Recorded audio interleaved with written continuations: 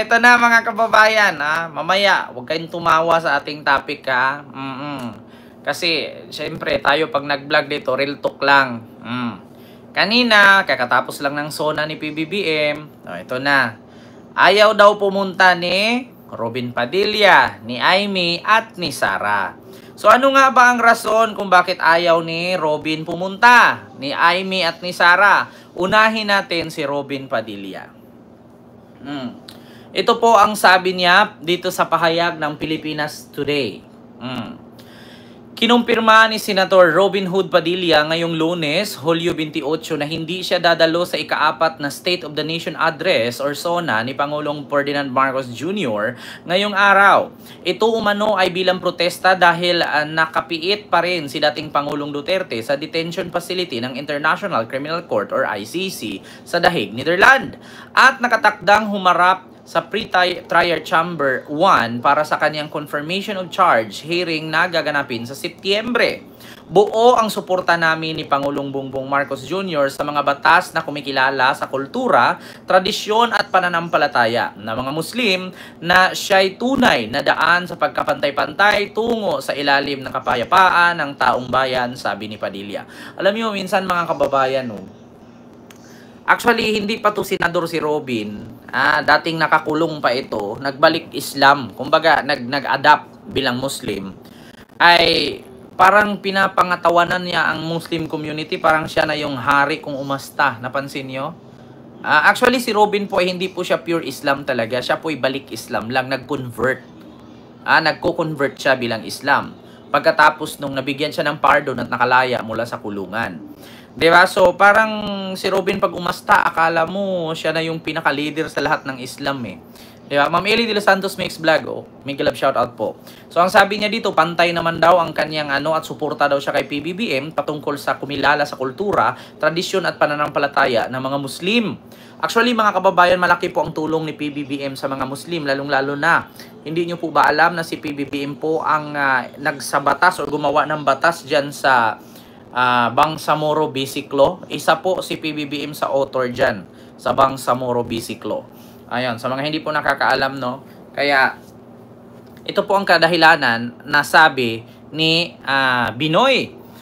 Ngunit ang pagdalo sa kanyang SONA ay hindi ko magawang bilang protesta habang dating Pangulong Duterte ay nasa piitan na napipintong husgahan sa isang banyagang hukuman, dagdag niya. So, ang pagdadalo sa kaniyang SONA ay hindi ko magagawa bilang protesta habang si dating Pangulong Rodrigo Duterte ay nasa piitan. Ito mga kababayan, gusto ko lang i-explain sa inyo. So, ang pagdalo daw sa kaniyang SONA ay hindi ko magagawang bilang protesta. So, actually mga kababayan, kahit naman hindi kayo a-attend doon or kahit a-attend kayo, wala naman din kayong magagawa hanggang sa panood lang kayo, papalakpak, tatayo, uupo, ngingiti, i-snub pag natatamaan. So, kahit naman hindi kayo dadalo doon nationwide live naman po yan. Malay mo kung wala kang pamasahe, baka sabihin mo na rin naman na umaasa ka lang sa retirement fee. Diba? Hindi ka naman importante. Kung ayaw mong pumunta doon, Robin, hindi ka kawalan. Bakit? Ngayon nga na senador ka, wala kang ang ginawa Diba? Tignan mo, hindi mo ba napansin, Robin, kung sakali man mapanood dito ni Robin, wag ka magalit sa akin. Bakit? Simula nung ikay naging senador, nung pag-upo mo bilang senador, number 1 senador ka noong 2022, sa madaling salita, wala ka pong nagawa. Marami nga, kung tutuusin nga, sabi ni Sara na si PBBM ang budol, ikaw ang dapat tawaging budol Bakit? Biruin mo, pumunta ka ng West Philippine Sea, kumakanta ka ng Lupang Hinirang, humawa ka lang sa dibdib, sumalot ka, bitbit mo watawat, nag-number 1 ka. Diba? Kung ganun lang din pala ang basihan para maging number 1 senador, abay, araw-araw kung pupunta ng West Philippine Sea, mag-jet ski pa ako, 4 na tambutso. Diba? Mga kababayan, kaya kung hindi man po kayo pupunta doon at wala naman kawalan, hindi man kayo kawalan kung hindi kayo pupunta doon. Bakit? Unat sa poll, mga kababayan, hindi naman sila pupunta doon para magsalita, manunood lang, uupo lang din naman. Diba? Ma'am Suplada, Ma'am Fipalisok, diba? At saka, sa totoo lang mga kababayan, simula po si Robin Padilla nang umupo bilang senador, wala na siyang ibang bukang bibig kundi digong, digong, digong, digong, digong. Di ba? Oo, wala na siyang ibang bukang bibig kundi digong, digong, digong, digong. Kaya nga hanggang sa naging threat ang buhay niya kasi ang sabi niya kahit silaban ninyo ako ngayon, amoy digong ako. Kaya hinahanap siya ng isang grupo para silaban. Kaya naghigpit ng seguridad itong si Senador Robin. Yeah.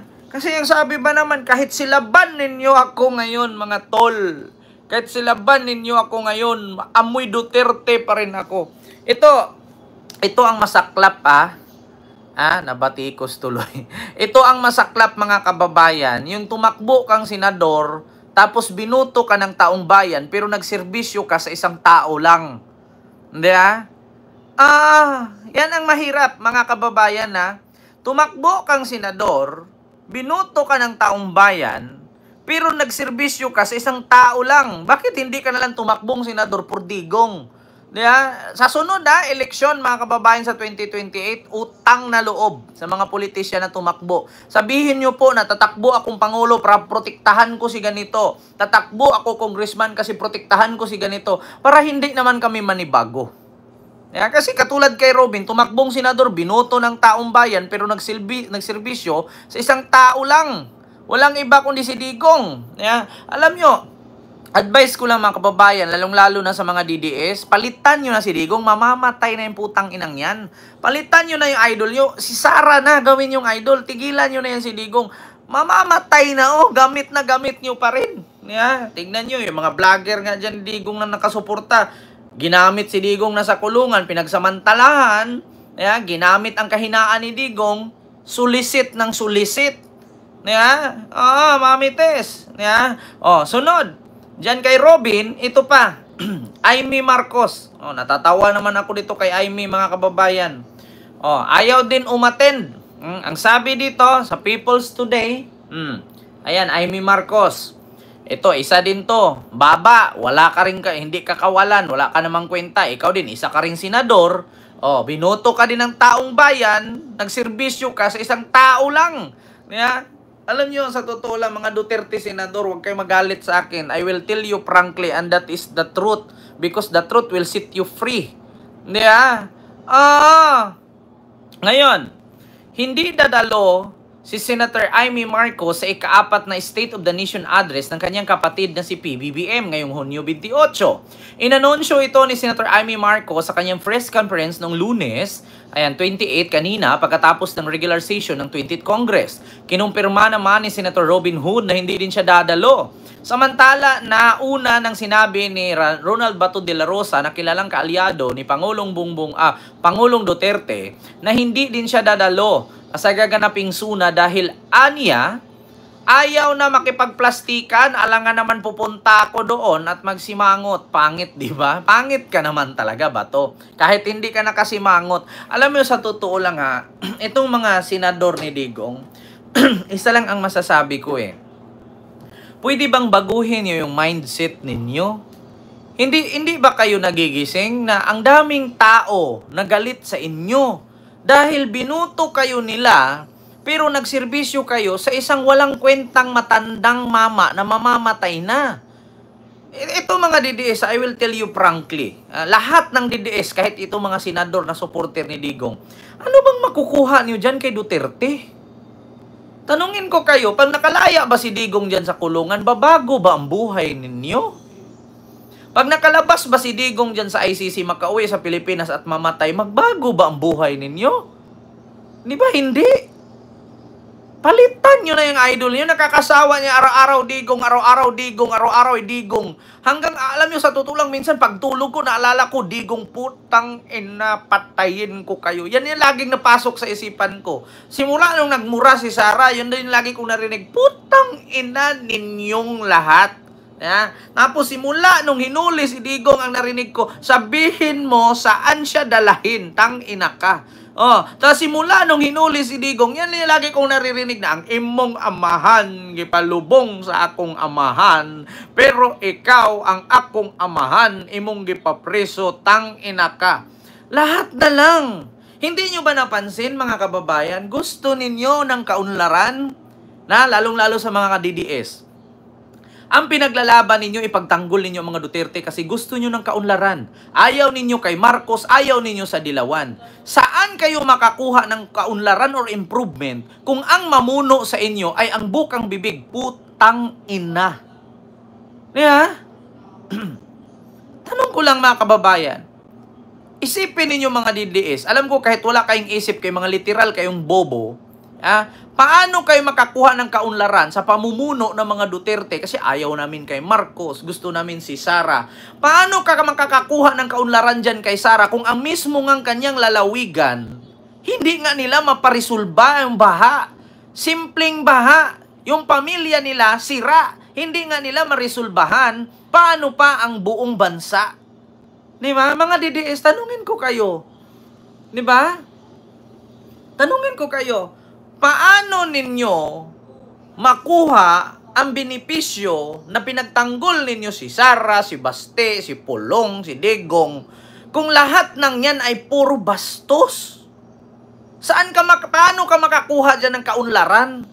Kung ang sarili nga nilang lugar, ang Davao City, yung baha, ilang dekada na silang namuno dyan, yung baha, walang karesulba-resulba. Diba? Tandaan ninyo, Davao lang yan. City ha, Davao City, kaliit-liit niyan. Yung baha, hindi marisulbahan. Tapos mangarap pa maging presidente, tas iboto pa ng mga bubong DDS, kay uunlad daw ang buhay nila.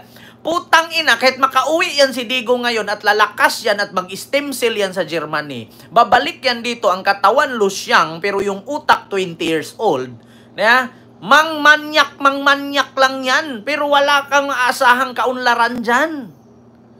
Diba? Tingnan nyo, naging presidente, umunlad ba kayo? Binauntay sa utang. Nung naging presidente siya, gumanda ang Pilipinas, kinakatakutan. Maraming patay na hindi dinaan sa due process. May mga sugarol na nawawala. Saan yung kaunlaran dyan? Diba? So ito pa, sunod. Senator Amy Marcos, di dadalo sa Portsona ni PBBM. Hindi ako pupunta dahil naka-schedule pa rin ang walang kamatayang Nutribus at iba pang pagtulong sa ating mga nasalanta ng bagyo. Sabi ni Amy. Okay lang yan, Amy. Huwag kang umattend. Wala ka namang kwenta. Diba? Tumulong ka na lang ang tumulong kasi nakakahiya naman na, syempre, yung budget mo sa AX. Diba? Asaan ba? Alangan naman. Kinuha mo yung budget sa AX na instead ay dapat yan sa DSWD. Kinuha mo, gumawa ka ng programa na tinatawag na AX. Tapos ngayon may nabaha, hindi mo itulong. Dapat lang itulong mo yan. Tsaka wag ka nang umattend sa SONA. Masasaktan ka lang. Ay, sabi nga ni Bato, attend ako doon. Tapos makasimangot lang ako. Diba? Ang pangit. Ganun lang din. Baka mamaya sa sobrang kahihiyan mo doon, kakayuko mo, nabubutas yung dibdib mo. Hindi wag ka nang umattend, manang. Kasi si Bato, pag upo yan doon, nakaganon yan. Si Amy, pag nakaupo yan doon, nakaganon. Sa sobra mo, kakayuko, bubutas yung dibdib mo, wag ka nang umattend. Mamigay ka na lang ng tulong kahit kaplastikan, kahit kapalpakan, mamigay ka na lang kaysa naman sa ibulsa mo yung AX. Puna ka ng puna dyan sa AKAP, puna ka ng puna sa tupad. AX, Sunod, mga kababayan, bukod kay Amy, kay Robin, kay Bato, dito tayo kay Sara. Ano nga ba ang sabi, mga kababayan? Ang sabi ni Sara, ang dahilan din po ng hindi niya pag-attend sa SONA, mga kababayan, ito po, sa Impact Leadership. Si Sara, ang sabi niya, BP Sara to skip SONA sees no law mandates listening to it.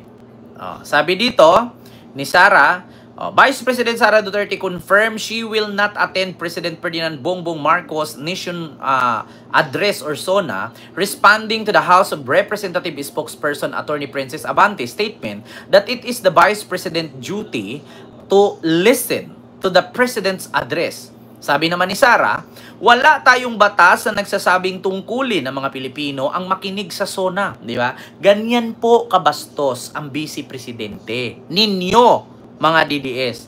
Ngayon, saan kayo kukuha dyan ng kaunlaran? Saan ka kukuha dyan ng improvement sa bansa kung iboto mong presidente yan? Ang sabi niya, wala tayong batas na nagsabing tungkulin ng mga Pilipino ang makinig sa SONA. Yeah? Ganyan po mga kababayan, kabastos si Sara Duterte. Yung vice presidente ninyo. Laging busy eh. Laging wala. Kaya nga dapat yan sa kanya, busy. Busy lagi. Laging wala.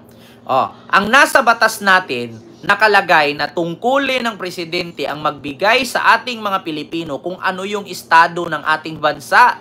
Siya yung may tungkulin, tayo yung walang tungkuling makinig. Putang ina, Sara.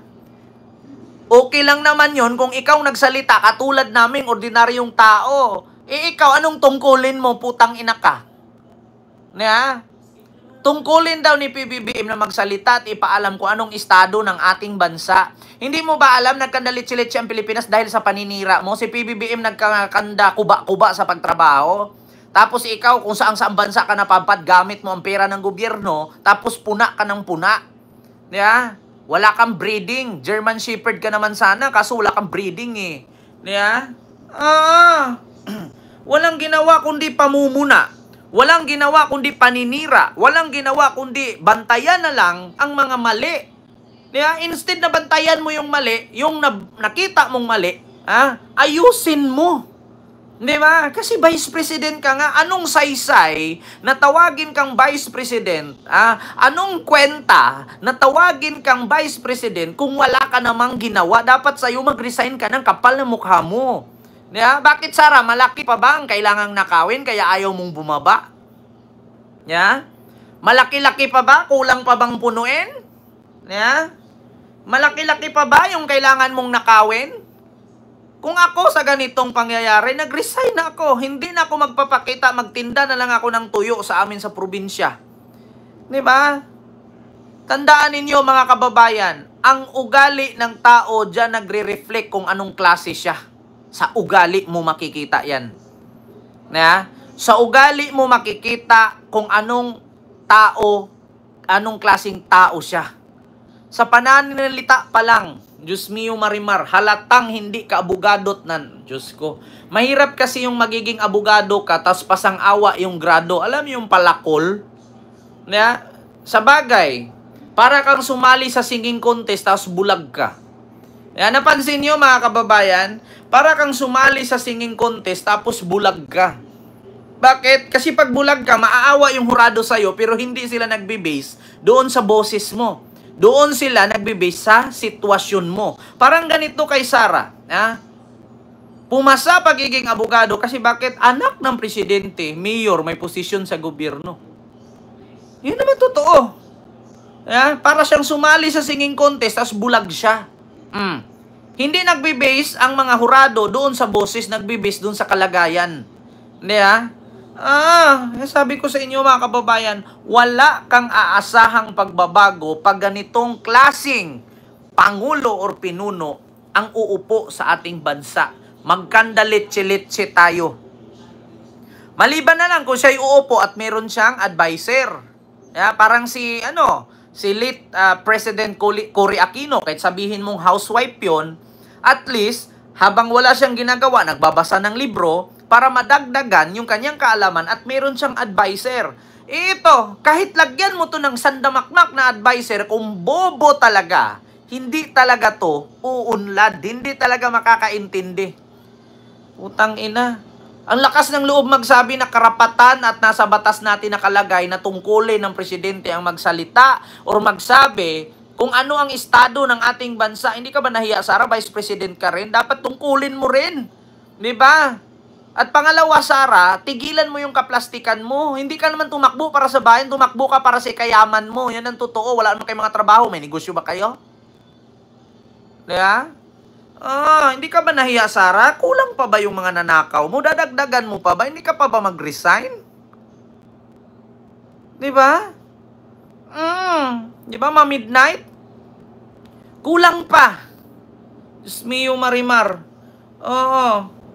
Yan mga kababayan. Alam nyo, sa totoo lang, kaya dumami yung basagulero sa bansa eh.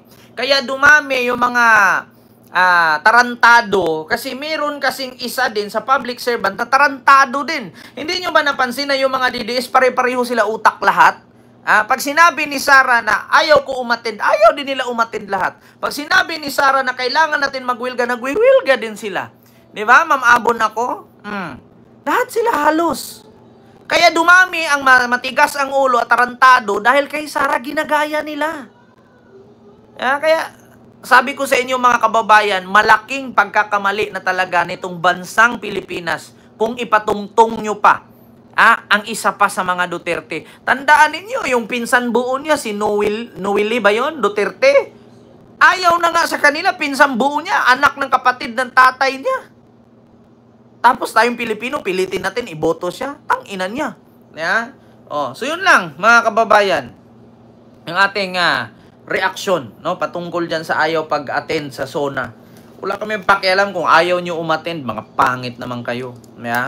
Wala naman kami napala. Bakit? Nung naging nakaupo kay senador dyan, yumaman kami? Bakit? Nung naging vice president si Sara, nagkapera kami? Yumaman kami? Umunlad buhay namin? Bumaba ang bilihin? Wala rin naman? Putang ina, ba't hindi pa kayo magsi-resign? Hindi pag ito, naging presidente si Sara, ubos ang pera nyo. Di ba? Ito pa, sunod mga kababayan, wag po kayong